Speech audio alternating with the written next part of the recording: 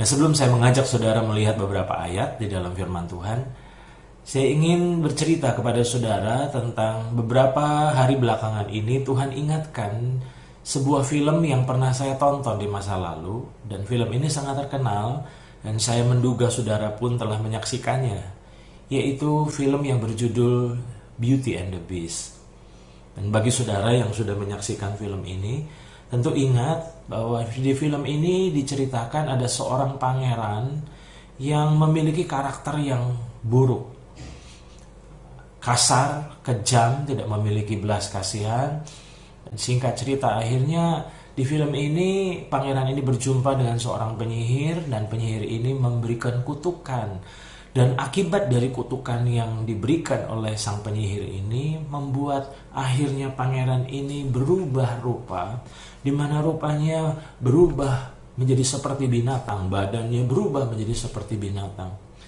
Dan penyihir ini memberikan sebuah statement penting bahwa kutuk ini akan dipatahkan ketika pangeran ini mulai belajar mengasihi, dan akhirnya dia berjumpa dengan seseorang yang akan mengasihi dengan ketulusan. Maka penyihir ini berkata bahwa kutuk ini akan dipatahkan, di mana ketika kutuk ini dipatahkan, maka pangeran ini akan berubah kembali pada bentuk semula, tidak lagi seperti binatang.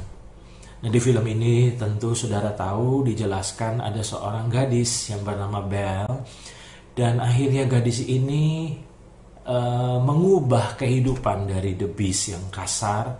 Dan singkat cerita, akhirnya kita bisa melihat hubungan antara Belle dan The Beast. Belle memberikan kasih yang tulus, dan disitulah mengubah hati The Beast. Dan singkat cerita, kita tahu akhir kisahnya bahwa akhirnya kutuk itu dipatahkan, dan The Beast akhirnya berubah rupa kembali menjadi seperti pangeran. Apa yang saya pelajari dari film ini?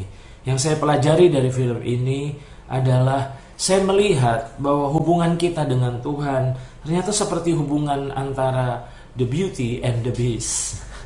Mengapa saya katakan demikian? Karena saya melihat diri saya dalam diri the beast, sedangkan saya melihat Tuhan dalam diri Belle. Saya ulang, saya melihat diri saya dalam diri the beast, sedangkan saya melihat Tuhan dalam diri Belle.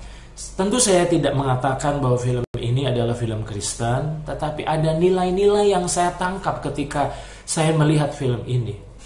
Nah, mengapa saya katakan demikian? Saya ulang, bahwa saya melihat diri saya dalam sosok the beast yang kasar, jahat, tetapi saya sedang melihat sosok Tuhan dalam diri Belle, di mana lemah lembut, tulus. Dan disitulah Roh Kudus singkapkan sesuatu kepada saya, bahwa pernahkah kita bercermin di depan firman Tuhan?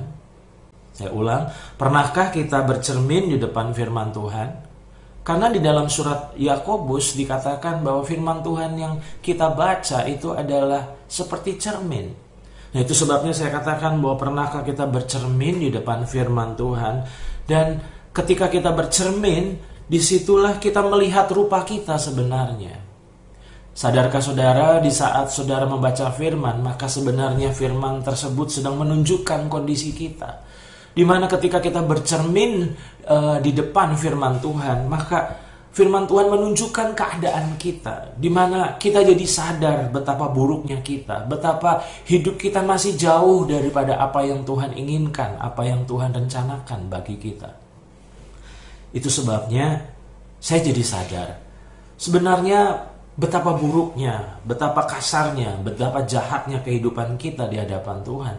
Dan hidup kita tidak ubahnya seperti film tersebut, yaitu sosok the beast. Dan pernahkah kita mencoba mencari tahu alasan atau dasar Tuhan itu mengasihi kita? Dan saat saudara belajar merenungkan hal ini, mencari tahu kira-kira apa sih yang membuat Tuhan begitu mengasihi kita? Apa yang menarik dalam diri saya yang membuat Tuhan begitu mengasihi saya? Dan ternyata jawabannya adalah tidak ada. Tidak ada yang baik dalam diri kita sebenarnya yang menjadi alasan Tuhan mengasihi kita. Saya jadi ingat firman Tuhan yang tertulis di dalam Ulangan pasal yang ke-7 ayat yang ke-7 sampai yang ke-8. Saya akan bacakan bagi saudara. Ulangan pasal 7 ayat 7 sampai yang ke-8. Bukan karena lebih banyak jumlahmu dari bangsa manapun juga, maka hati Tuhan terpikat olehmu dan memilih kamu. Bukankah kamu ini yang paling kecil dari segala bangsa? Ayat 8. Tetapi karena Tuhan mengasihi kamu dan memegang sumpahnya yang telah diikrarkannya kepada nenek moyangmu, maka Tuhan telah membawa kamu keluar dengan tangan yang kuat dan menebus engkau dari rumah perbudakan, dari tangan Fir'aun, raja Mesir. Jadi Tuhan sebenarnya sedang membuka mata bangsa Israel pada saat itu, bahwa sebenarnya bukan karena mereka baik, bukan karena mereka luar biasa sehingga mereka dikasihi Tuhan. Nah, saudara perhatikan. Nah, saya ingin coba bandingkan dalam terjemahan yang lain, yaitu dalam terjemahan bahasa Indonesia sehari-hari. Ayat tadi diterjemahkan, kamu dicintai dan dipilih Tuhan bukan karena kamu lebih besar dari bangsa-bangsa lain. Sesungguhnya kamu adalah bangsa yang paling kecil di muka bumi ini. Di dalam terjemahan The Message digunakan kata, bukan karena kamu itu besar dan penting. Mari coba saudara renungkan sebentar. Apa sih sebetulnya yang menjadi alasan mengapa Tuhan begitu mengasihi kita sampai dia rela mati bagi kita? Ingat, bukan karena kita baik, bukan karena kita luar biasa, tetapi karena Tuhan yang baik, karena Tuhan yang luar biasa. Nah, itu sebabnya tadi saya katakan, saya terinspirasi dari film The Beauty and the Beast, di mana saya disadarkan bahwa ternyata saya melihat diri saya dalam sosok The Beast, dan saya melihat sosok Tuhan dalam diri The Beauty, yaitu Belle di film tersebut. Saya menyadari sebenarnya betapa kotornya, betapa jahatnya, betapa buruknya saya sebenarnya di mata Tuhan. Tapi yang luar biasa, Tuhan begitu mengasihi saya. Tuhan begitu menerima saya dengan ketulusan yang luar biasa. Dan saya teringat ayat yang lain, dan saya akan membacakan kepada saudara dari surat Roma pasal 12 ayat yang ke-20 sampai ayat yang ke-21. Saya ulang, dalam surat Roma pasal 12 ayat 20 sampai 21, firman Tuhan berkata, tetapi jika seterumu lapar, berilah dia makan. Jika ia haus, berilah dia minum. Dengan berbuat demikian, kamu menumpukan bara api di atas kepalanya. Ayat 21. Janganlah kamu kalah terhadap kejahatan, tetapi kalahkanlah kejahatan dengan kebaikan. Nah, selama ini saya menerjemahkan ayat ini hanya sebatas Tuhan memberi perintah kepada kita, yaitu saudara dan saya, untuk berbuat baik kepada orang-orang yang berbuat jahat kepada kita. Sampai satu hari Roh Kudus sadarkan saya, ada sebuah perspektif yang lain yang Roh Kudus singkapkan yang membuat saya melihat ayat ini dari angle yang berbeda. Di mana ternyata ini bukan hanya sebatas perintah Tuhan bagi kita, tapi ini adalah merupakan teladan Tuhan yang Tuhan telah tinggalkan bagi kita. Mengapa saya katakan demikian? Tuhan ternyata memakai kebaikan demi mengalahkan kejahatan dalam diri kita. Saya ulang, Tuhan memakai kebaikan demi mengalahkan kejahatan dalam diri kita. Dia memakai kasih untuk mematahkan kutukan dosa dan mengembalikan diri kita dari budak dosa menjadi pangerannya Tuhan. Dari prinsip ini, dari ayat ini, kita mendapatkan sebuah poin penting bahwa ternyata kejahatan itu tidak bisa dikalahkan dengan kejahatan. Kejahatan itu hanya bisa dikalahkan dengan kebaikan. Dan itu sebabnya Tuhan bukan asal memberi perintah kepada saudara dan saya, tapi Dia pun melakukan yang sama kepada kita. Kita jahat terhadapnya, kita seringkali mendukakan dan berontak terhadapnya, tetapi Dia terus melepaskan kebaikan dalam kehidupan saudara dan saya. Untuk apa? Untuk apa Dia melakukan semua itu? Saya yakin itu semua dilakukannya demi mengalahkan kejahatan dalam diri kita. Sudah berapa banyak kali saya tergoda untuk menyerah pada diri sendiri atas kelemahan dan kegagalan saya. Saya menyadari bahwa seringkali saya gagal untuk menyukakan hati Tuhan, untuk hidup dalam kehendak Tuhan. Saya berontak, saya mendukakan hati Roh Kudus berkali-kali. Dan apa yang luar biasa, saya seringkali tergoda untuk menyerah pada diri saya. Tapi yang luar biasa, ternyata Tuhan tidak pernah menyerah dengan diri saya. Saudarkah saudara bahwa sebenarnya saudara pun seringkali menyerah kepada diri kita, pada keadaan kita, di mana kegagalan-kegagalan kita akhirnya membuat kita berpikir kayaknya nggak mungkin kita bisa berubah, kayaknya nggak mungkin kita bisa hidup seperti yang Tuhan inginkan. Tapi ingat, saya mau katakan kepada saudara, ada satu kabar baik yang saya mau lepaskan kali ini, bahwa ternyata Tuhan tidak pernah menyerah dengan kita. Mengapa Tuhan tidak pernah menyerah? Karena kehadiran Roh Kudus dalam diri kita itu bukti bahwa sebenarnya Dia tidak pernah menyerah dengan kita. Dia ingin meyakinkan kita bahwa bersama dengan Dia sebenarnya kita pasti bisa berubah. Nah, itu sebabnya sadarkah kita bahwa seringkali kita dipermalukan dalam tanda petik. Seringkali saudara dan saya dipermalukan oleh Tuhan. Dengan apa? Dengan kebaikannya, dengan kasih-Nya. Dan pada akhirnya, ternyata akhirnya kita ditaklukkan oleh kasih-Nya. Coba saudara renungkanlah statement saya ini. Bahwa seringkali kita dipermalukan justru oleh Tuhan dengan apa? Dengan kebaikan-kebaikannya. Sadarkah saudara bahwa di saat kita gagal, di saat kita hancur, di saat kita berontak, di saat kita mendukakan hati Tuhan, kita berpikir Tuhan kayaknya akan berhenti mengasihi saya. Tuhan pasti akan tolak saya. Tuhan pasti akan buang saya. Tapi yang luar biasa, justru di saat kita berpikir bahwa Tuhan akan membuang kita, justru di saat itulah justru Tuhan menerima kita. Di saat kita berpikir bahwa Tuhan akan menolak kita karena semua kegagalan-kegagalan kita, justru disitulah Dia memeluk saudara dan saya. Dan bukankah itu sebenarnya Tuhan sedang mempermalukan kita dalam tanda petik, di mana akhirnya kita jadi malu hati sama Tuhan. Mengapa saya katakan itu? Karena ternyata betapa jahatnya saya, tapi ternyata semua kejahatan saya tidak membuat Tuhan berhenti mengasihi saya. Hari ini saya mau ajak saudara merenungkan, apa jadinya The Beast tanpa kehadiran Belle dalam perjalanan hidupnya? Saya ulang, apa jadinya The Beast tanpa kehadiran Belle dalam perjalanan hidupnya? Maka kalau saudara melihat film tersebut, jika Belle tidak hadir dalam hidupnya, maka The Beast akan selama-lamanya hidup di bawah kutukan sang penyihir dalam rupa binatang, dalam bentuk tubuh seperti binatang, dan dia akan sampai mati dalam kondisi seperti itu. Tetapi dalam film itu bersyukur karena hadir Belle dalam hidupnya, dan disitulah mengubah dan membuat dia akhirnya dipulihkan, kutukan dipatahkan. Pernahkah saudara menyadari apa jadinya diri kita tanpa kehadiran Tuhan dalam perjalanan hidup kita?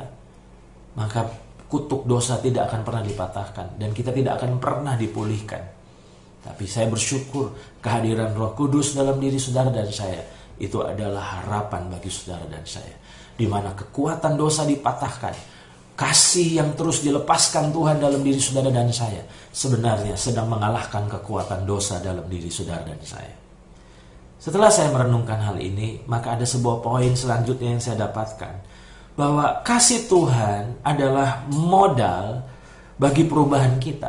Saya ulang, kasih Tuhan adalah modal bagi perubahan kita. Dan kasih Tuhan juga merupakan alasan bagi perubahan diri kita. Kasih Tuhan bukanlah upah atas perubahan kita. Tuhan tidak pernah berkata kepada kita bahwa kamu harus berubah supaya aku mengasihi kamu. Ternyata tidak.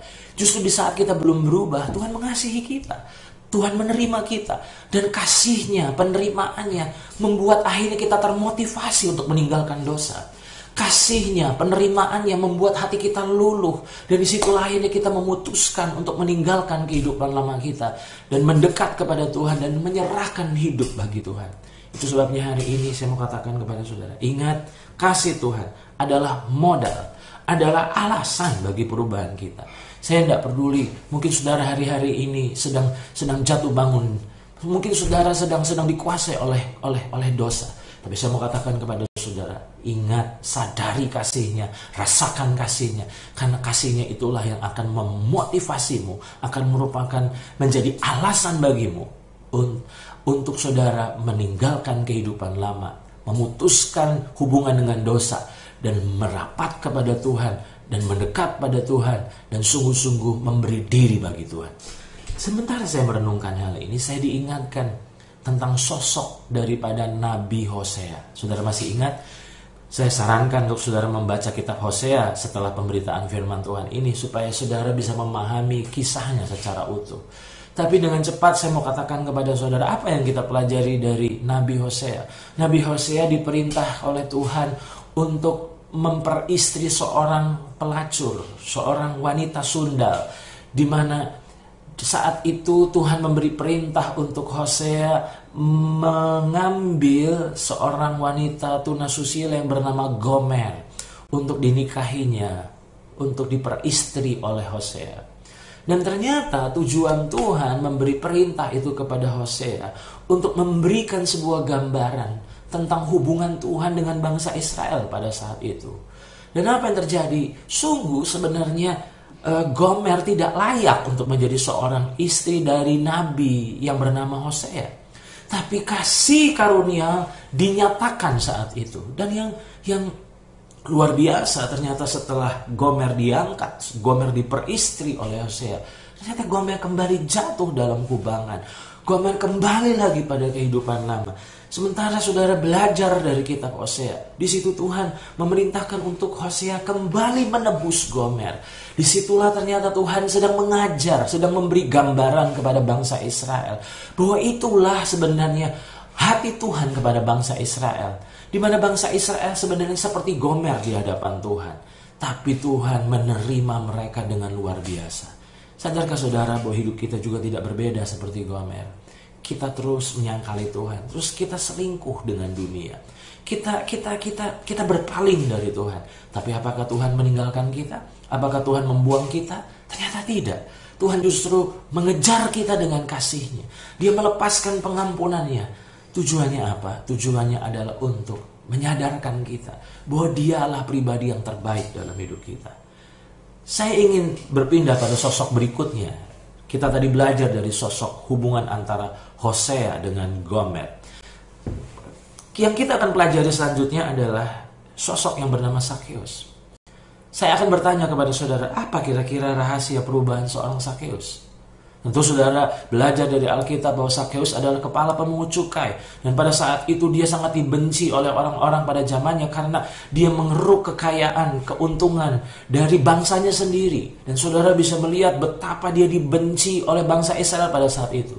Tapi yang luar biasa, Yesus memutuskan untuk menumpang di rumahnya dan makan bersama dengannya. Dan itu adalah tindakan yang sangat kontroversial pada saat itu, di mana Yesus sedang mempertaruhkan reputasinya.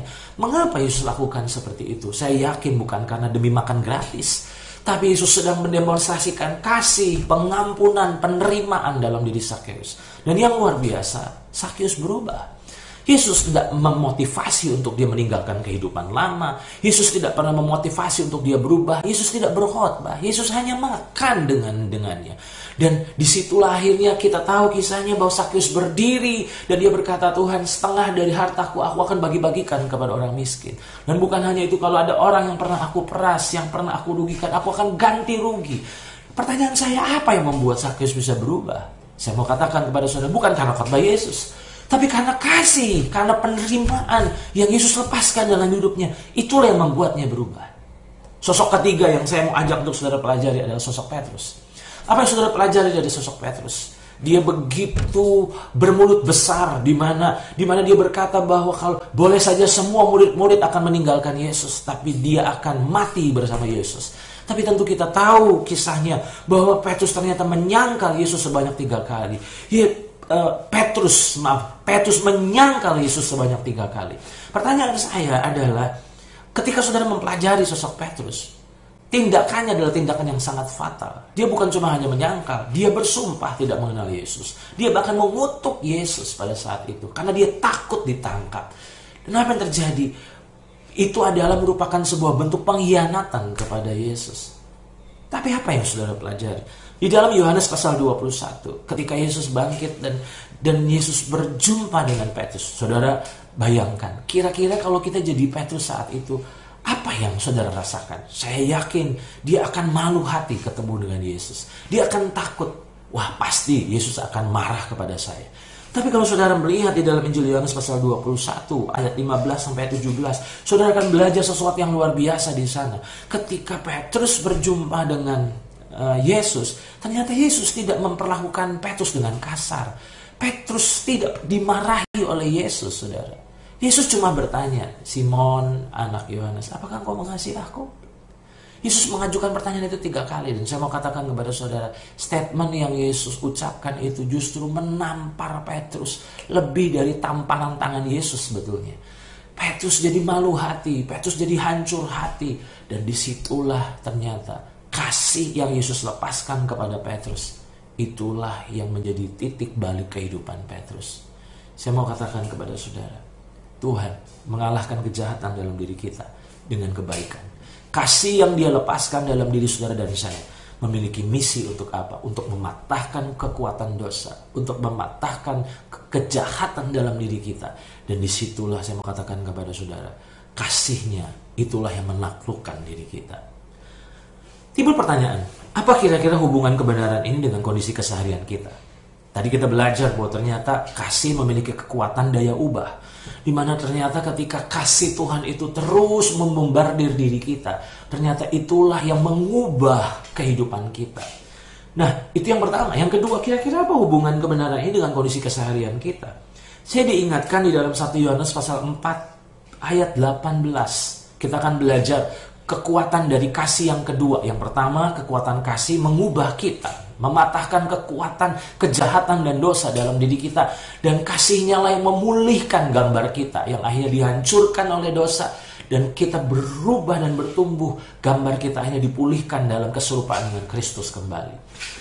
Nah, yang kedua, apa yang kita pelajari dari kekuatan daripada kasih Tuhan? 1 Yohanes 4 ayat 18 berkata, di dalam kasih tidak ada ketakutan.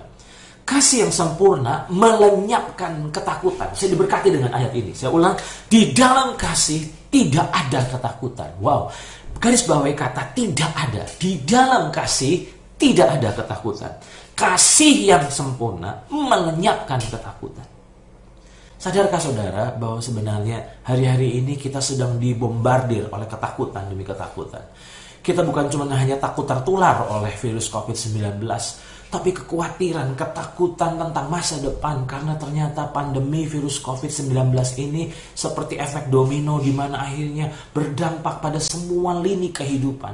Bisnis-bisnis digoncangkan, bahkan ada bisnis-bisnis yang hancur, di mana akhirnya kita menjadi pesimis, kita akhirnya dikuasai oleh ketakutan, kekhawatiran yang begitu hebat, di mana akhirnya kita takut, kita dibombardir oleh rasa takut dari hari demi hari. Dan pertanyaan saya, kira-kira apa solusi Tuhan untuk rasa takut tersebut? Saya mau katakan kepada saudara, 1 Yohanes pasal 4 ayat 18 berkata, di dalam kasih tidak ada ketakutan, kasih yang sempurna melenyapkan ketakutan. Ternyata saudara, ketika saudara sadar bahwa Tuhan mengasihi saudara, ternyata tidak ada alasan untuk takut. Ketika saudara sadar bahwa ternyata Tuhan itu begitu besar mengasihi kita, apa alasan untuk kita takut? Tidak ada tempat untuk ketakutan di dalam hati kita. Masalahnya, pengetahuan bahwa kita dikasihi belumlah cukup. Sejak dari sekolah minggu kita sudah diajar bahwa Tuhan mengasihi kita. Saya mau katakan kepada saudara, tidak cukup pengetahuan bahwa kita dikasihi oleh Tuhan. Karena yang sebenarnya kita butuhkan adalah kesadaran yang menghasilkan keyakinan bahwa kita dikasihi. Saya ulang, pengetahuan bahwa kita dikasihi belumlah cukup. Karena yang sebenarnya kita butuhkan adalah kesadaran yang menghasilkan keyakinan bahwa kita dikasihi. Saya mau katakan kepada saudara, inilah yang membuat saya jadi memahami mengapa Paulus mendoakan Efesus pasal 3 ayat 18-19 bagi jemaat di Efesus. Saya ulang ya, saudara akan memahami mengapa doa Paulus bagi jemaat di Efesus yang kita bisa temukan dalam Efesus 3 ayat 18-19, mengapa Paulus mendoakan hal itu. Nah, saya akan bacakan. Aku berdoa supaya kamu bersama-sama dengan segala orang kudus. Berarti dengan kata lain, ini bukan hanya berlaku bagi jemaat di Efesus, tapi juga buat orang-orang kudus, yaitu saudara dan saya yang hidup pada zaman ini. Aku berdoa supaya kamu bersama-sama dengan segala orang kudus dapat memahami. Jadi bukan cuma hanya tahu, tetapi dapat memahami betapa lebarnya dan panjangnya dan tingginya dan dalamnya kasih Kristus. Ayat 19, dan dapat mengenal kasih itu. Sekalipun ia melampaui segala pengetahuan, aku berdoa supaya kamu dipenuhi di dalam seluruh kepenuhan Allah. Saya diberkati dengan kata ini. Di dalam terjemahan firman Allah yang hidup saya terjemahkan, semoga saudara dapat merasakan dan mengerti seperti yang layak bagi semua anak Allah, betapa panjang, betapa lebar, betapa dalam, betapa tinggi sesungguhnya kasih itu. Jadi saya mau katakan kepada saudara, yang kita butuhkan bukan hanya tahu bahwa kita dikasihi, tapi kesadaran dan yang membuahkan keyakinan di hati kita bahwa kita dikasihi. Dan mengapa ini penting? Karena ketika saudara sadar dan yakin bahwa saudara dikasihi, maka firman Tuhan berkata, itu semua akan melenyapkan ketakutan dalam hati kita. Saya mau ajak untuk saudara merenungkan statement saya ini. Takut atau tidaknya diri kita bukan ditentukan oleh siapa atau apa yang sedang kita hadapi, tetapi terletak pada siapa yang bersama kita. Saya ulang statement ini. Takut atau tidaknya diri kita bukan ditentukan oleh siapa atau apa yang sedang kita hadapi, tapi terletak pada siapa yang bersama kita. Saya ambil contoh. Ketika anak-anak kita masih kecil, biasanya mereka ketakutan dan mereka punya rasa takut ketika bangun malam-malam ingin buang air kecil. Dan apa yang terjadi? Mereka bangunkan kita karena ternyata mereka takut setan contohnya. Dan apa yang terjadi? Ketika mereka takut, mereka membangunkan kita sebagai orang tua. Dan yang aneh, ketika mereka bersama dengan kita, rasa takut mereka terhadap setan akhirnya sirna. Tidak ada rasa takut lagi.